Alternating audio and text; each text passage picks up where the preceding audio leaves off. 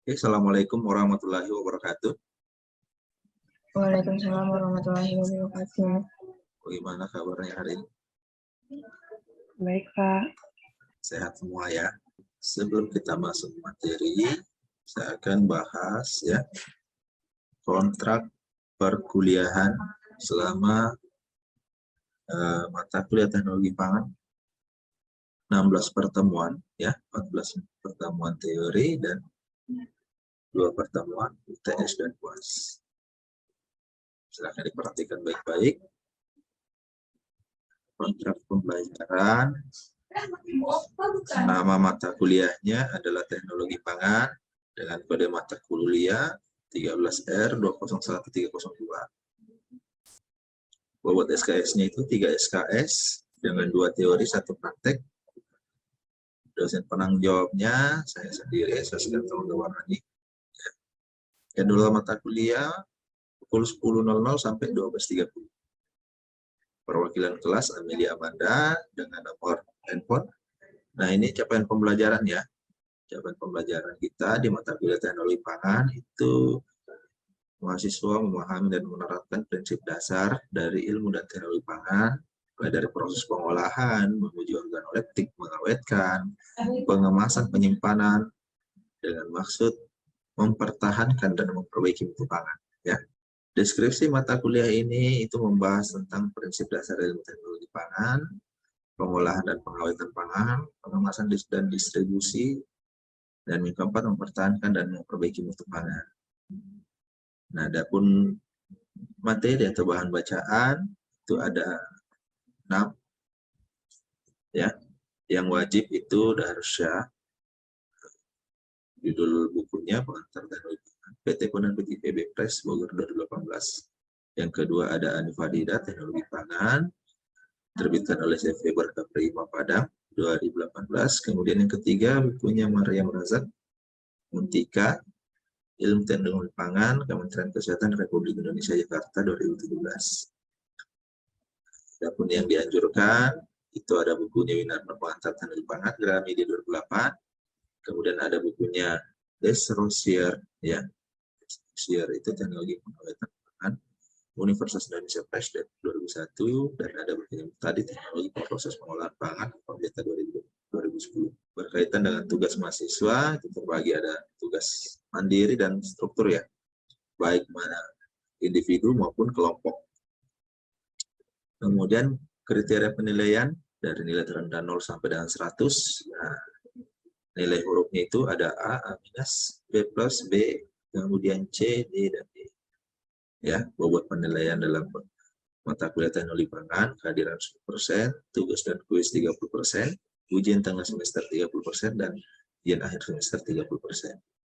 Adapun rencana pembelajaran kita dalam 14 pertemuan tentang teori, yang pertama ada pengantar ilmu dan teknologi pangan, kedua penilaian intra dan organoleptik, ketiga proses termal pemasakan dan bleaching, keempat proses termal, pasteurisasi dan sterilisasi, kemudian yang kelima ada teknologi proses termal, penggorengan, ekstruksi, pemanggangan, yang keenam teknologi proses non termal, itu pendinginan dan pembekuan, kemudian yang ketujuh ada teknologi pengeringan bahan makanan. Setelah pertemuan ketujuh ada pertemuan ke-8 yaitu ujian tengah semester. Ya. Kemudian pertemuan 9 kita akan bahas sistem formulasi pangan. Pertemuan 10 pengawetan makanan dengan gula dan garam. Kemudian pertemuan 11 perbaikan mutu pangan sederhana dan mutakhir dengan metode suplementasi, fortifikasi dan enrichment. Kemudian pertemuan 14 teknologi fermentasi. Kemudian pertemuan 13 teknologi radiasi pangan. Pertemuan 14 teknologi pengemasan dan penyimpanan. Pertemuan 15 evaluasi gizi produk pangan. Dan terakhir akan ada ujian akhir semester. Jadi dari 16 pertemuan ini usahakan semua tugas ya mulai dari awal sampai terakhir masuk untuk mendapatkan nilai maksimal. Adapun tata tertib ya, kegiatan pembelajaran minimal sudah hadir 15 menit sebelum ini ya perkuliahan dan maksimal keterlambatan 15 menit ini setelah pembelajaran sudah dimulai. Selama pembelajaran HP di nonaktifkan atau di silent. Kalau misalnya menggunakan handphone untuk kuliah boleh, tapi yang penting tidak mengganggu suaranya. Kemudian kamera selalu diaktifkan selama kuliah daring ya. Kemudian pengumpulan tugas harus tepat waktu, ketika terlambat akan diberi sanksi pengurangan nilai, dan ketika tidak mengumpulkan nilainya 0. Tugas yang merupakan hasil copy paste tidak diterima atau dianggap 0. Aturan jumlah minimal kehadiran. Nah, ini perlu saya ingatkan, minimal 80% hadir dalam semua jumlah pertemuan ya, sehingga bisa ikut untuk ujian. Dan selama perkuliahan berlangsung menggunakan pakaian rapi, bersepatu, dan sesuai dengan aturan akademiknya. Kemudian pada saat pelaksanaan ujian yang berlaku, kita mengikuti tata tertib ya yang diberlakukan oleh Satgas Pendidikan atau kampus kita ya. Kemudian pada saat ujian, bila kedapatan berbuat curang, maka nilai atau hasil ujian dibatalkan. Bila komponen penilaian tidak lengkap, maka nilai tidak maksimal. Kemudian yang terakhir, tidak ada ujian susulan, kecuali bagi yang opname, orang tua meninggal, atau ditugaskan oleh institusi dalam penugasan di luar kota. Contohnya ada seminar, ya, dan ada lomba di luar kota ditugaskan di kampus, itu akan ada surat tugasnya, itu wajib dilampirkan, ya, diperlihatkan. Oke. Oke, assalamualaikum warahmatullahi wabarakatuh. Waalaikumsalam warahmatullahi wabarakatuh. Ya, bagaimana kabarnya hari ini? Baik, Pak. Oke ya, jadi kita ketemu lagi di mata kuliah teknologi pangan. Ya. Nah, saya mau nanya dulu satu persatu nih mengenai materi sebelumnya. Apa yang menyebabkan kehilangan zat gizi pada proses pemasakan? Oke, silakan, Mutiara. Yang pertama, air perebus terlalu banyak. Yang kedua, air rebus tidak mendidih, tidak dididihkan terlebih dahulu. Yang ketiga, sayuran potongnya kecil-kecil dan dibiarkan lama sebelum dimasak. Yang terakhir, panci dibiarkan terbuka dan menggunakan panci logam dapat mengkatalisa proses oksidasi terhadap vitamin. Jadi ada beberapa faktor ya yang menyebabkan kerusakan atau kehilangan zat gizi dalam proses pemasakan sayur ya. Nah, salah satunya adalah penggunaan air rebusan yang terlalu banyak ya. Namun air rebusan tersebut tidak habis dikonsumsi terus dibuang. Padahal ada zat gizi yang larut dalam air seperti mineral, vitamin B dan C. Itu kan larut dalam air. Nah, ketika kita memasak dengan volume air yang banyak, kemudian air yang sisa kuah atau air dari rebusan sayur tadi terbuang, nah, secara otomatis zat gizi yang larut ke dalam air rebusan pada saat kita memasak ya ikut terbuang. Oke, itu tentang pemasakan. Selanjutnya tentang blanching. Saya pernah memperlihatkan salah satu video ya. Di video tersebut itu menjelaskan tentang apa? Ada yang bisa? Menjawab. Ya, silakan, Serina. Jadi yang saya tangkap dari video kemarin itu dalam proses blanching itu pas setelah proses pemasakan yang menggunakan suhu di bawah 100 derajat dengan waktu kurang lebih dari 10 menit itu sayuran atau bahan pangan yang diolah itu dimasukkan ke dalam air es untuk dengan upaya untuk mengurangi untuk mencegah proses pemanasan yang berlebih agar tidak terjadinya overcook. Oke ya.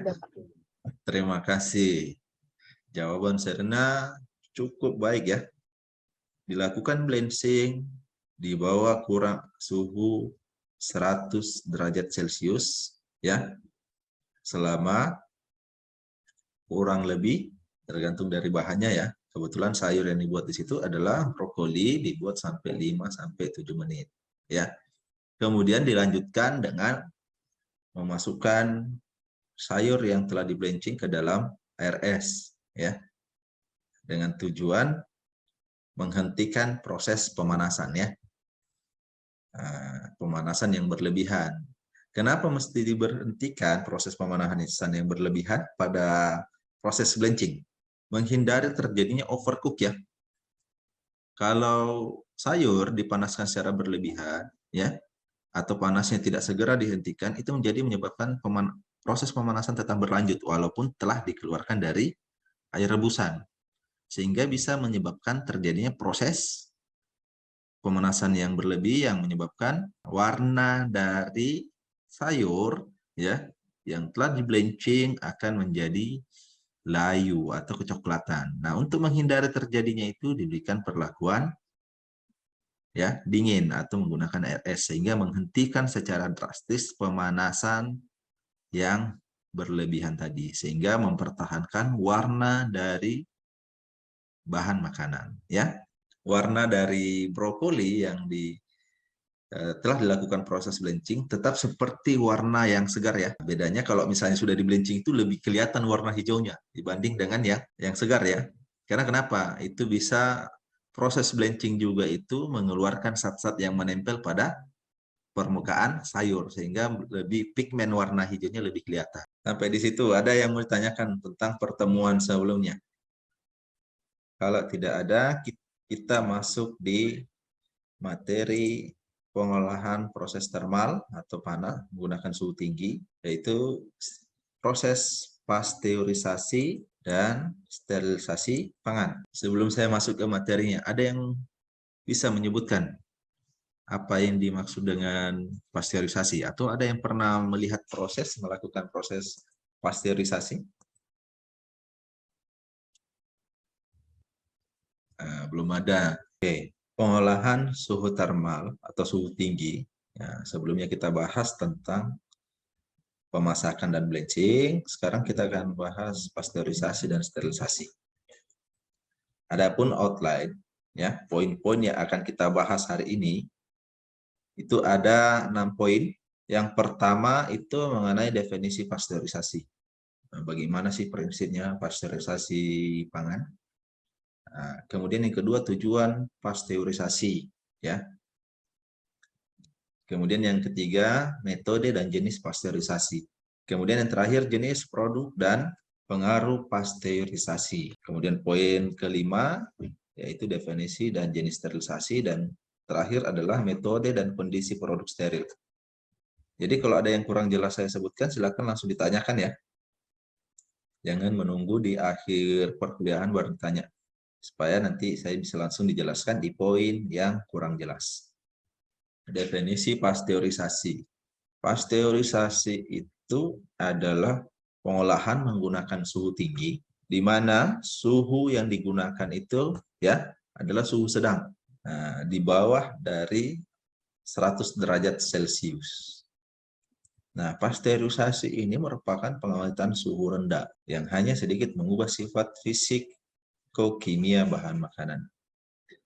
Nah, beberapa produk yang biasa dilakukan untuk proses pasteurisasi ada makanan kaleng, ya, makanan kaleng, kemudian ada jus buah, kemudian ada produk susu, yogurt, ada produk jenis madu dan telur, ya. Jadi ini 4 produk yang biasa digunakan proses pasteurisasi sebelum pengemasan, ya. Kenapa mesti dilakukan pasteurisasi? Ya, karena pada dasarnya semua makanan itu memiliki mikroorganisme ya di dalam makanannya, dan itu bisa menyebabkan pembusukan.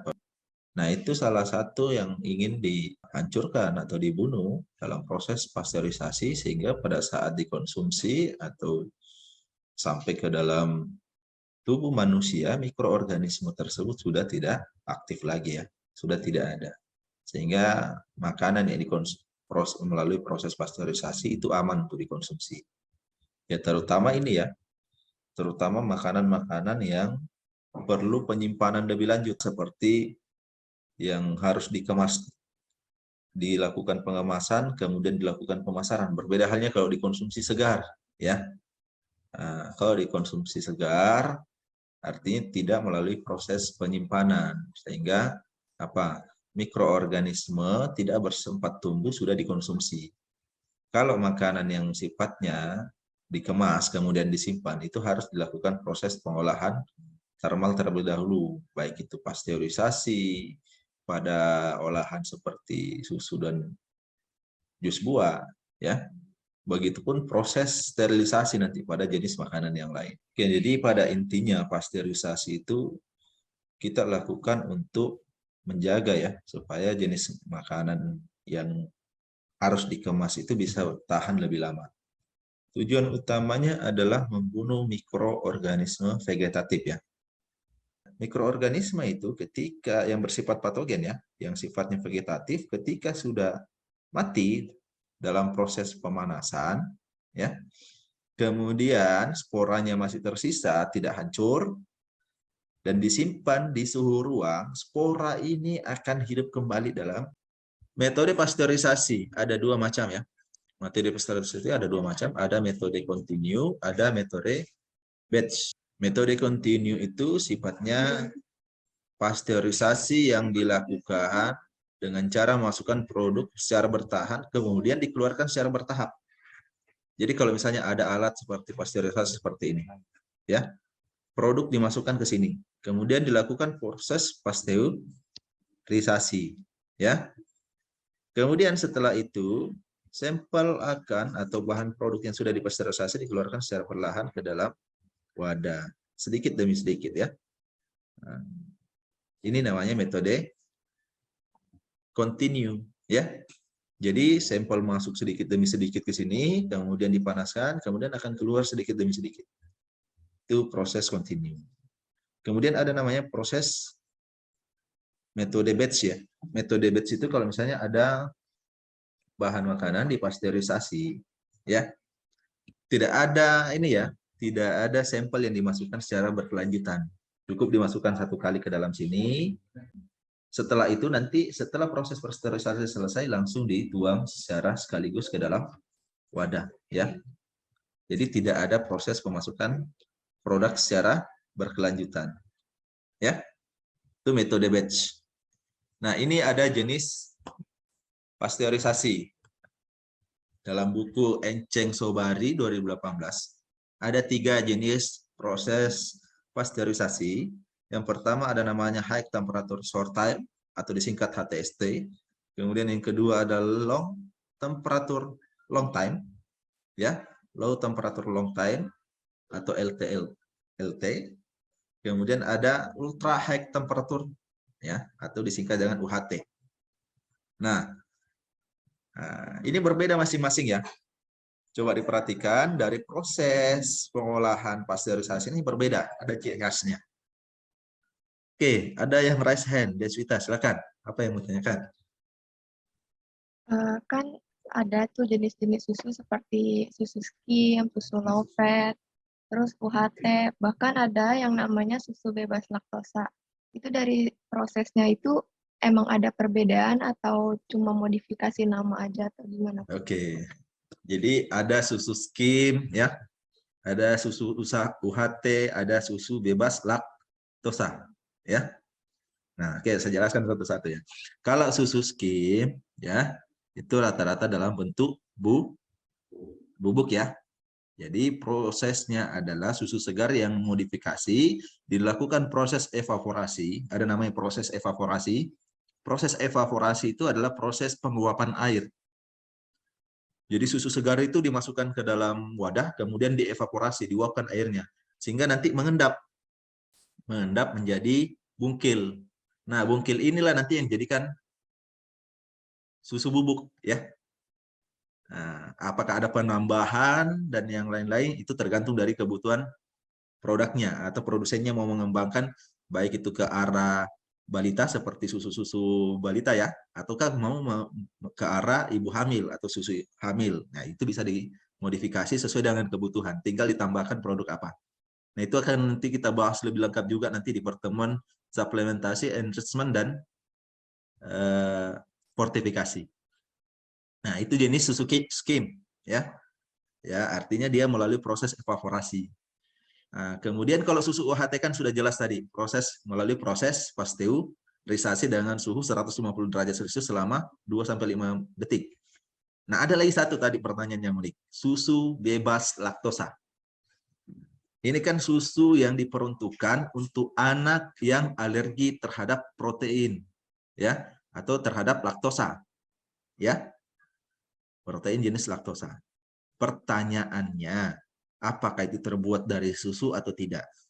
Ya, susu bebas laktosa itu adalah jenis susu modifikasi dari bahan seperti kedelai, ya. Susu kedelai itu susu bebas laktosa. Nah, kenapa biasanya terjadi kenapa mesti ada susu seperti itu? Karena ada anak, ya, ada anak baduta atau anak bayi yang alergi terhadap susu, ya, terhadap laktosa ini, terhadap protein ini. Jadi walaupun dia minum ASI, dia alergi. Terus minum susu-susu yang formula yang lain itu ada laktosa juga di situ, dia juga alergi. Makanya diciptakan susu bebas laktosa ini yang dibuat dari kedelai. Tapi kandungan gizinya itu difortifikasi menyerupai susu formula. Ya, cuman yang tidak ada di dalam adalah laktosanya. Jadi tetap difortifikasi. Itu adalah salah satu produk susu yang dimodifikasi sehingga anak-anak yang memang alergi tadi terhadap protein atau laktosa ini bisa terpenuhi zat gizinya. Oke, ini contoh ya. Ini salah satu artikel penelitian yang diterbitkan di jurnal internasional, ya, menggunakan pulse electric field, ya, dan ultraviolet. Ini metode non termalnya. Jadi mikroorganismenya bisa mati, tapi kandungan fenoliknya masih bagus ya, tidak terjadi kerusakan. Tapi bisa juga menggunakan proses termal. Tapi kalau menggunakan proses termal bisa merusak kandungan fenoliknya. Sekarang kita lanjut ke sterilisasi. Sterilisasi pangan itu pada dasarnya dilakukan pada suhu lebih dari 100 derajat Celcius, ya. Nah, perbedaannya UHT dengan sterilisasi, kalau UHT waktunya 2-5 detik, singkat sekali. Kalau sterilisasi bisa sampai berjam-jam. Ya. Kenapa dilakukan seperti itu? Kenapa waktunya panjang sterilisasi? Karena produk sterilisasi adalah produk steril. Maksudnya produk steril adalah produknya tidak ada lagi mikroorganisme yang hidup. Ya. Semua mikroorganisme mati. Ya. Kalau misalnya di pasteurisasi, kemungkinannya masih ada yang hidup tapi aman dikonsumsi. Ya. Itu produk pasteurisasi. Tapi kalau produk sterilisasi tidak ada lagi mikroorganisme yang hidup, semua mati. Kecuali kemasannya rusak. Ya. Kalau kemasannya rusak kan bisa jadi oksigen masuk, ada mikroorganisme juga ikut masuk, bisa terjadi kontaminasi. Tapi kalau selama kemasan tidak rusak, produk sterilisasi, produk pangan yang sudah melalui proses sterilisasi itu akan bertahan lama, ya, karena tidak ada lagi mikroorganisme yang hidup di dalamnya. Berbeda kalau jenis pasteurisasi, harus ada penanganan lebih lanjut karena masih ada mikroorganisme yang ada di dalam produknya walaupun tidak berbahaya begitu, ya. Karena yang dibunuh adalah mikroorganisme yang sifatnya patogen, ya, atau berbahaya. Oke, jadi sterilisasi itu ada dua macam ya. Ada namanya sterilisasi total atau absolut, ada sterilisasi komersial. Nah, kalau sterilisasi total itu adalah semua mikroorganisme mati beserta sporanya. Ya, hancur semua, tidak ada sisa. Contohnya apa? Kalau di rumah sakit, kalau perawat-perawat melakukan pencucian terhadap alat kan itu disterilisasi. Nah, pada saat alat itu disterilisasi, itu namanya sterilisasi absolut. Ya, jadi alat itu betul-betul tidak ada lagi mikroorganisme yang akan tersisa di situ, baik sporanya karena hancur semua. Ya. Nah, kalau sterilisasi komersil, ya, sterilisasi komersil itu sterilisasi di mana suhu penyimpanan normal, ya, mikroorganisme bisa hidup kembali karena apa? Sporanya masih ada. Semua mikroorganisme mati pada saat proses sterilisasi, tapi ada beberapa mikroorganisme yang memiliki spora masih tetap ada, ya, dan akan tumbuh lagi ketika ditempatkan di suhu ruang. Nah, ini salah satu artikel, ya, yang ditulis oleh Triyuni Hadrawati dan Suramin Utomo dari Universitas Muhammadiyah Jakarta. Nah, dikatakan di sini bahwa optimasi suhu dan waktu sterilisasi pada kualitas susu segar di Kabupaten Boyolali. Nah, mereka menguji coba suhu berapa sih susu itu disterilisasi dengan kualitas yang baik, kandungan gizinya dari segi kandungan gizi dan organoleptik. Nah, dari hasil penelitian ini, ya, nah, dari kandungan gizi, organoleptik, dan mikroorganisme, ternyata perlakuan suhu pada 110 derajat Celcius selama 10 menit adalah waktu yang paling baik pada proses sterilisasi susu.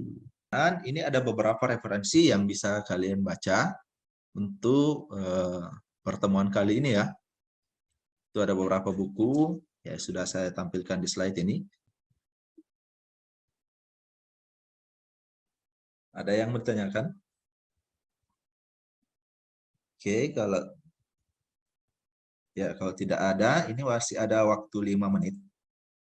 Saya ada tugas untuk pertemuan kali ini, ya. Nah, ini tugasnya, tugas individu. Nah, tugas individu kali ini itu mencari artikel, ya, artikel jurnal pangan yang berkaitan masing-masing satu, ya. Jadi satu orang itu ada 2 tugas nanti, ya, masing-masing satu pasteurisasi, satu sterilisasi. Buat resumenya seperti tugas sebelumnya yang terdiri dari judul, latar belakang, metode, hasil, pembahasan, dan kesimpulan. Buat resumenya dari masing-masing poin itu, apa yang ditemukan dan menjadi latar belakang dari penelitiannya, ya. Nanti tugas resumenya dikirim ke email saya paling lambat, ya, paling lambat hari Sabtu. Oke, sebelum saya akhiri pertemuan kali ini, sterilisasi, pasteurisasi itu dilakukan sesuai dengan jenis produknya. Oke, kalau tidak ada pertanyaan lagi, saya kira untuk hari ini cukup sampai di sini. Terima kasih. Saya akhiri pertemuan kali ini dengan ucapan Assalamualaikum warahmatullahi wabarakatuh. Waalaikumsalam warahmatullahi wabarakatuh. Terima Terima kasih, Pak.